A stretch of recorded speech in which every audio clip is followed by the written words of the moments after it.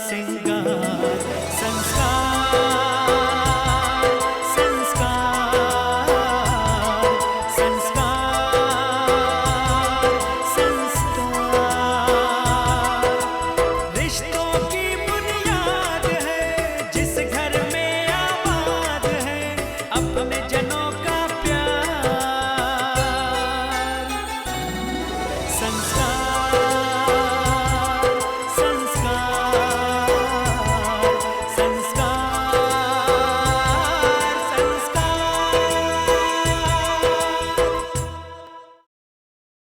हमें मालूम पड़ा है कि आपके घर में कुछ गैरकानूनी चीज रखी हुई है। देखिए, अगर आप अपनी तसल्ली के लिए तलाशी लेना चाहते हैं तो ले सकते हैं, लेकिन हम जानते हैं आपको ऐसा कुछ नहीं मिलेगा। आज तो मेरे नाम की वजह से कमिश्नर साहब से बात हो गई, वो नकली इंस्पेक्टर भाग गया। अब अगर इस इन्वेस्टर ने कोई फिर नई चाल चली तो हम ये घर को छोड़कर नहीं जाएंगे। इस बार भवानी शंकर जी ने नहीं, अनु ने हमें बचाया है। और तुम्हें यहाँ पर जिसने भेजा है मैं जानती हूँ। उसे जाकर कह दो जब तक अन्नू जिंदा है तब तक वो अपने गंदे इरादों में कभी कामयाब नहीं हो सकती। मैं आपकी ही बहन, ईंट का जवाब पत्थर से देना जानती हूँ। अगली बार इन लोगों को रोकूंगी नहीं मैं। संजीव जरा बाहर चलो, तुमसे बहुत जरूरी बात करनी है। क्यों? ऐसी कौन सी बात है जो मेरे सामने नहीं कर सकते? नहीं नहीं, ऐसी कोई बात नहीं है, तुम परेशान मत हो, तुम आराम करो। चलो। हाँ, रिलैक्स।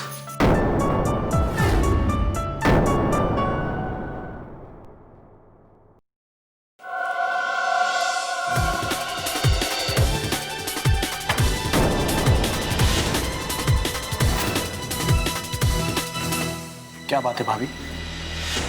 संजीव, बात हद से बढ़ गई है। शर्म आती है मुझे भवानी शंकर को अपना पिता कहते हुए। घर पे आज पुलिस आई थी। क्या? हम सबको डराना धमकाना चाहती थी, जैसे हम ये प्रॉपर्टी छोड़कर चले जाएं। आपके पापा प्रॉपर्टी के लिए इतना गिर सकते हैं? ये तो कुछ नहीं है संजीव। एक तरफ तो वो कहते हैं कि साक्षी और रोहित की शादी हो जानी चाहिए, और दूसरी तरफ उन्होंने ऐसी हरकत की कि मुझे कहते हुए भी शर्म आती है। क्या हुआ भाभी? संजीव, आज साक्षी कॉलेज से वापस आ रही थी तो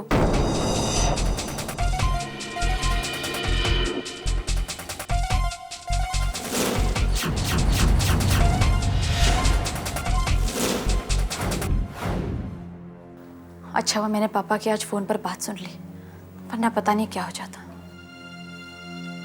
तो सब कुछ हो गया और मुझे पता ही नहीं। थैंक्स भाभी, अच्छा हुआ आपने उनकी बात सुन ली और वक्त पर वहां पहुंच गई, वरना शायद उनके पापों का और इन हरकतों का पश्चाताप मैं ही कर रही हूँ। सबके सामने इतने अच्छे बने फिरते हैं और उनकी ऐसी हरकतें।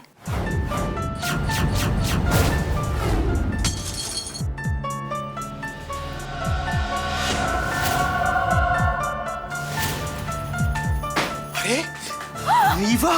रीवा, ये क्या हुआ? अरे ये कांच! कितना खून बह रहा है, कैसे टूटा ये ग्लास? हाँ, कितनी चोट आई है तुम्हें? ये मामूली चोट मुझे क्या दर्द देगी संजीव?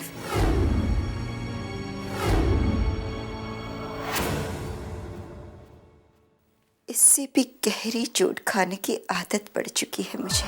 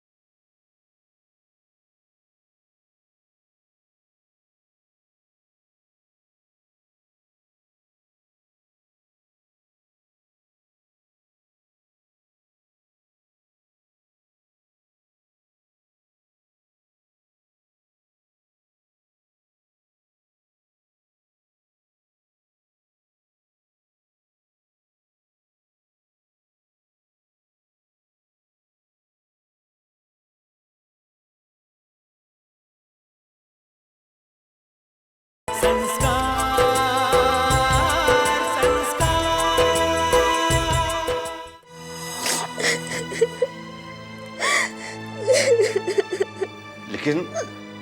लेकिन तुझे अकेले मंदिर जाने की जरूरत क्या थी? कॉलेज से सीधे बस पकड़ के घर नहीं आ सकती थी? पापा, दिन का वक्त था तो मैंने सोचा कि मंदिर होकर फिर शॉर्टकट रास्ता लेके घर आ जाऊंगी। चुप कर। शॉर्टकट की बच्ची। मालती, आइंदा से ये अकेले कॉलेज नहीं जाएगी। राहुल, तुम सुबह से छोड़कर आओगे और शाम को लेकर आओगे। बस कर, बस। अब क्यों रो रही है? भगवान का लाख लाख शुक्र है कि तू सही सलामत घर आ गई है। अगर अनु वक्त पर ना आती तो। हाँ माँ, आज अन्नू भाभी उन गुंडों के सामने ढाल बनकर खड़ी हो गई। अगर वो नहीं आती तो। चुप हो जा, बस तू ठीक है ना?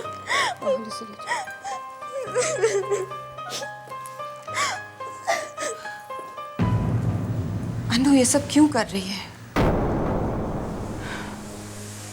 हम उसे बार बार पराया होने का एहसास दिलाते हैं और वो है कि बार बार अपनापन जताती है। क्या वजह हो सकती है? क्या कारण है उसके परवाह के पीछे, उसके प्यार के पीछे, उसके अपनेपन के पीछे? जी, कोई ना कोई कारण तो जरूर होगा माय गॉड। भाई हम उसे बहू न माने, लेकिन है तो वो इस घर की बहू ही ना। वैसे हो सकता है उसका अपना कोई फायदा हो माय गॉड। हाँ,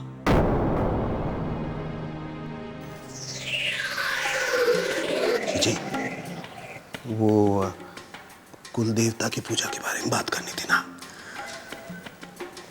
कर लो ना, कर लो।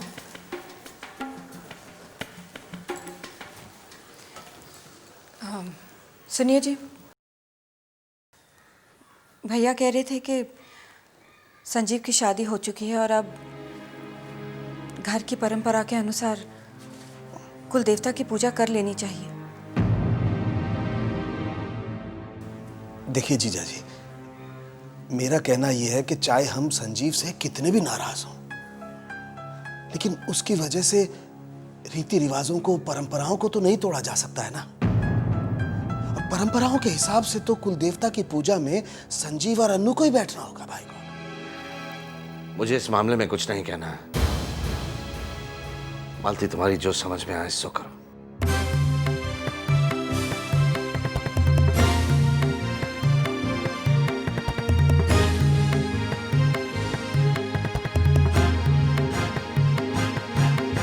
तो ठीक है, मैं संजीव और अन्नू को बोल देता हूं कि कुल देवता की पूजा करनी है और उसमें उन दोनों को ही बैठना है। पंडित को भी बुला लेता हूं और पूजा की सामग्री का भी इंतजाम कर लेता हूं मैं। ठीक है।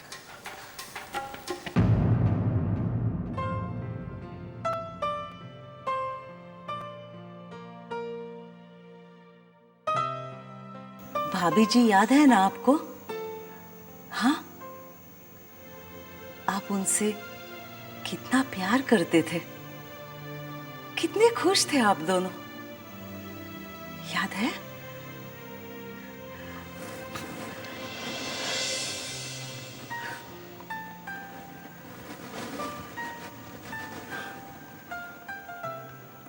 आपको मेरी शादी तो जरूर याद होगी, है ना? क्योंकि मेरी शादी तो आपने ही करवाई थी। आप क्या कहते थे मुझसे? कि जिंदगी में मुझे कभी कोई तकलीफ नहीं आएगी। याद है? और एक दो बार जब इन्होंने मुझे कुछ कहा था तो आपने कितनी बुरी तरह उनको डांट दिया था। ए भवानी, खबरदार जो मेरी बहू को कुछ कहा तो। याद है ना आपको? हाँ, अच्छा, वो दिन तो जरूर याद होगा जब आपको पता चला कि आप बाप बनने वाले हैं। आप और भाभी जी दोनों कितने खुश थे। और फिर एक नन्ही सी बेटी पैदा हुई। क्या नाम रखा था आपने उसका? अनुपमा। अनुपमा, याद है? और अनुपमा का पहला जन्मदिन, हाँ हाँ, याद है ना? इतना बड़ा केक लेकर आए थे, इतना बड़ा केक। और फिर मोमबत्ती जलाई थी, और फिर आग लग गई थी। आग लग गई थी। आग लग गई थी। मेरे बच्चे उसमें जल गई। मेरी नहीं, मैं जल गई, जलकर मर गई बेचारी। किसी ने नहीं बचाया उसे, किसी ने नहीं बचाया, किसी ने नहीं बचाया मेरी बच्ची को। मेरी बच्ची जल गई, मेरी मर गई मेरी बच्ची। मेरी बीवी जल गई आग में जल गई। किसी ने नहीं बचाया। संस्कार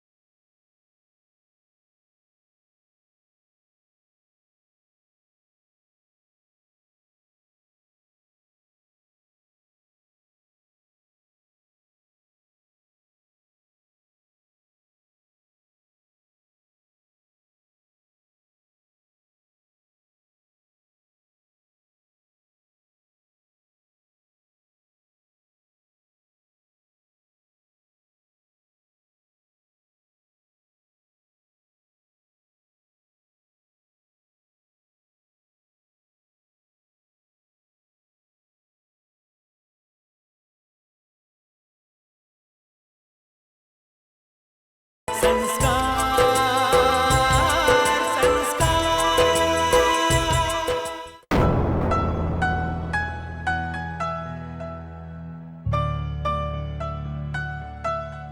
रुक जाओ।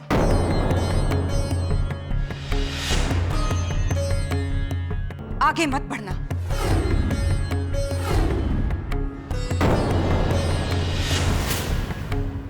किस हक से तुम इस रसोई घर में कदम रखने जा रही थी?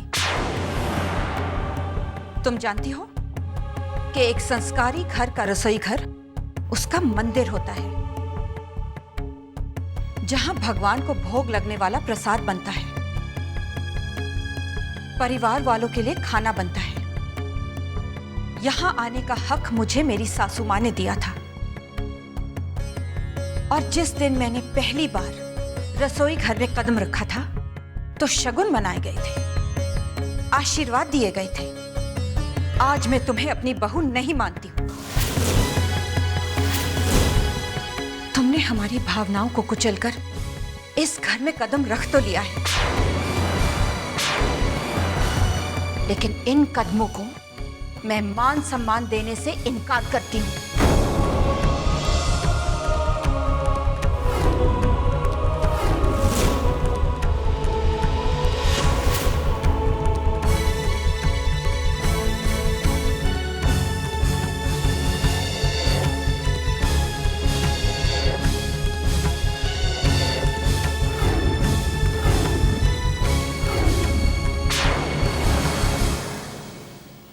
माँ, मुझे आपकी बात याद है। मैं किचन में जाने वाली नहीं थी, लेकिन संजीव ने मुझे। मैंने पूछा, साक्षी कह दे इसे, मैं कौन होती हूँ किसी का हक छीनने वाली?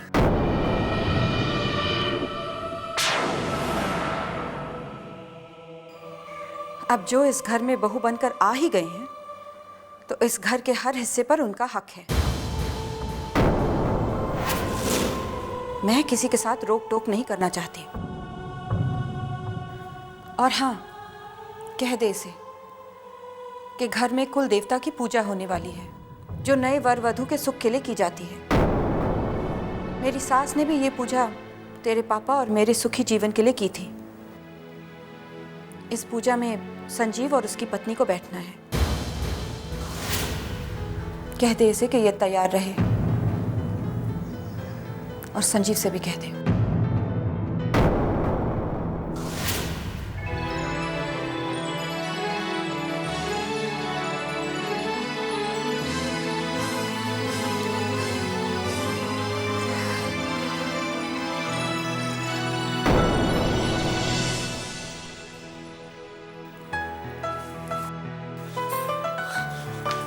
रिवा, तुमने देखा, आज माँ ने मुझे रसोई में आने से मना नहीं किया। इसका मतलब है कि वो धीरे धीरे समझ रही है कि मैं सच्ची हूँ।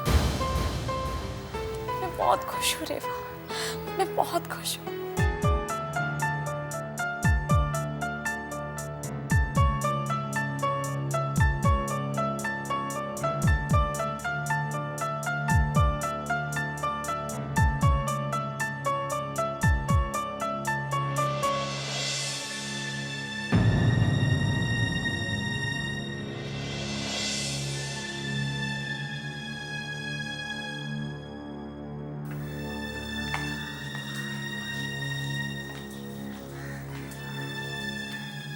क्या बात है रेवा?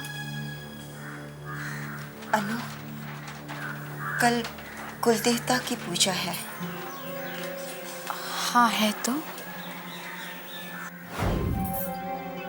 तो तुम उस पूजा में शामिल नहीं होगी। माँ चाहती है कि तुम और संजीव दोनों पति पत्नी के रूप में उस पूजा में बैठो। अगर ऐसा हुआ तो तुम दोनों हमेशा के लिए सबकी नजरों में पति पत्नी बन जाओगे, और ये सही नहीं होगा। शायद तुम भी ये नहीं चाहती, है ना? हाँ रेवा, लेकिन अगर हम लोग कल पूजा में नहीं बैठे तो सबको शक हो जाएगा। तो क्या हो जाएगा?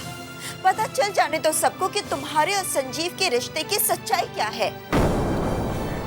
रीवा, अभी तक खतरा टला नहीं है। मैं किसी खतरे बतरे को नहीं जानती।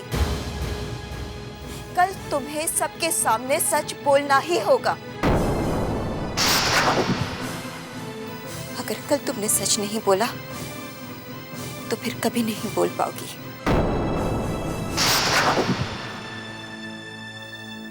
ज्यादा सोचो मत अनु, कल तुम्हें सच बोलना ही होगा।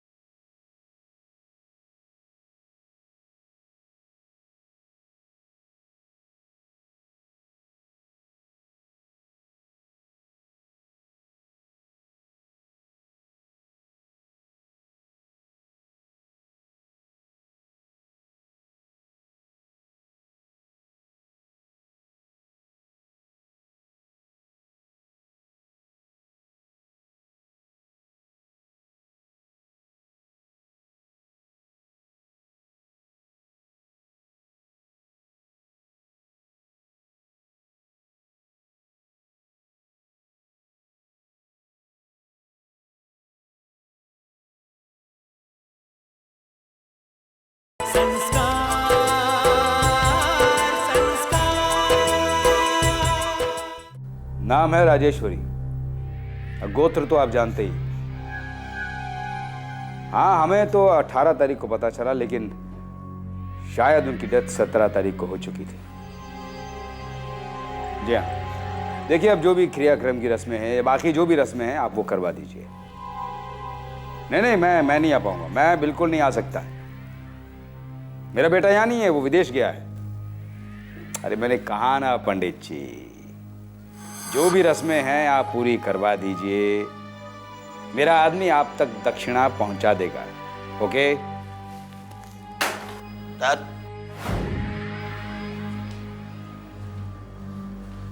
कौन सी दक्षिणा की बात कर रहे हैं आप?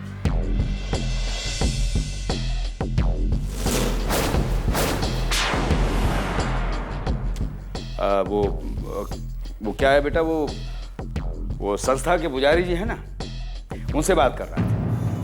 वो जीवन में कष्ट चल रहे हैं, मैंने सोचा कुछ छोटी मोटी पूजा पाठ करवा ली जाए, उसी के मुतालिक बात कर रहा था। तुम बताओ क्या बात है? डैड, आप खुद ही पढ़ लीजिए। ये क्या है? पढ़िए।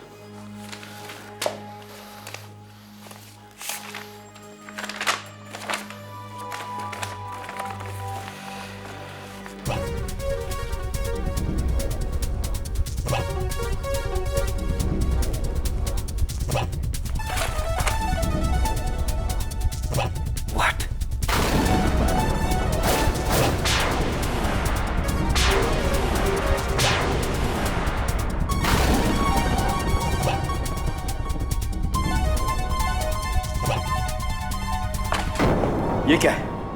5 करोड़ का क्लेम? दिमाग खराब हो गया चटवाल का? जी नहीं भवानी शंकर जी, मेरा दिमाग बहुत सही चल रहा।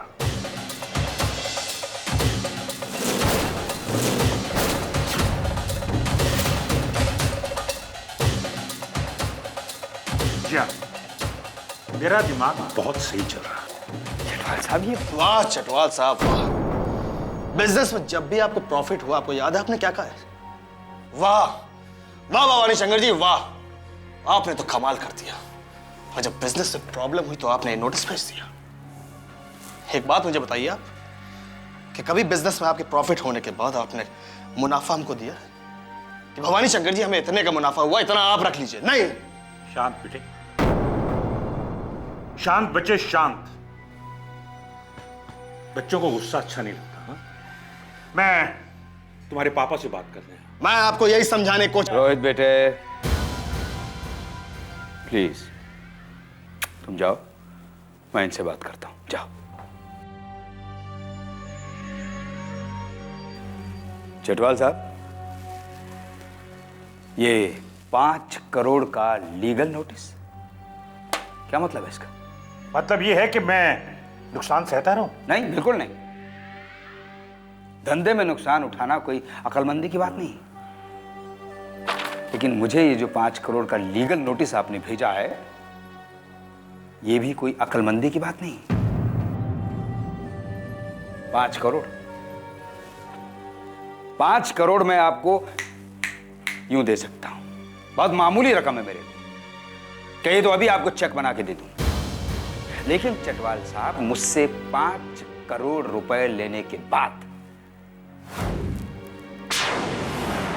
आप अपना 300 करोड़ का नुकसान करवा बैठेंगे।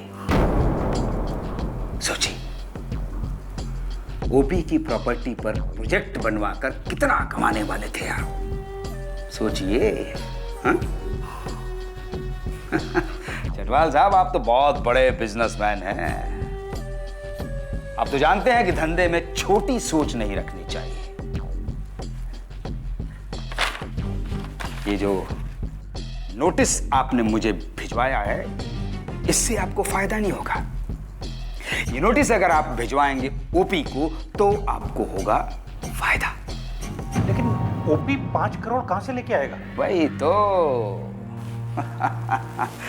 वही तो चटवाल साहब, ओपी 5 करोड़ रुपए इस जन्म में नहीं दे पाएगा।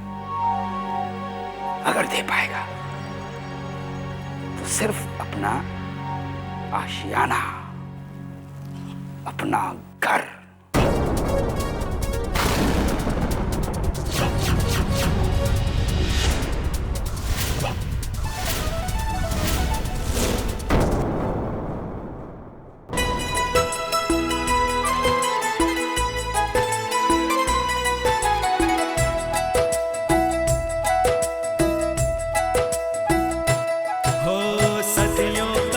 विश्वास